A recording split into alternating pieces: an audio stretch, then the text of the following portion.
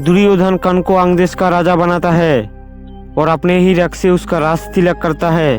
ये सम्मान देखकर कर्ण भावुक हो जाते हैं और कर्ण दुर्योधन के सामने झुकते हुए कहते हैं, आज से मेरा संपूर्ण साम्राज्य और जीवन आपको समर्पित है। दुर्योधन कर्ण को उठाकर खड़ा करता है, मेरे लिए हमारी मित्रता ही सबसे श्रेष्ठ है। इसके बाद कर्ण को गले लगाता है। इसी बीच कर्ण क्रोध से अर्जुन की ओर देखते हैं और दोनों के बीच युद्ध शुरू हो जाता है। अर्जुन कर्ण अपने अपने धनुष से तीरों की बौछार करते हुए शक्ति प्रदर्शन करते हैं। अर्जुन आसमान में बाणों की वर्षा करते हैं। कर्ण अपने चारों ओर अग्नि का गोला बनाकर स्वयं की रक्षा करते हैं।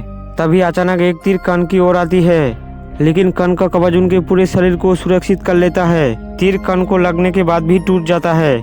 ये देख मां कुंती आश्चर्यचकित हो जाते हैं, लेकिन कर्ण वही पुत्र थे जिन्हें उन्होंने जन्म के बाद त्याग दिया था।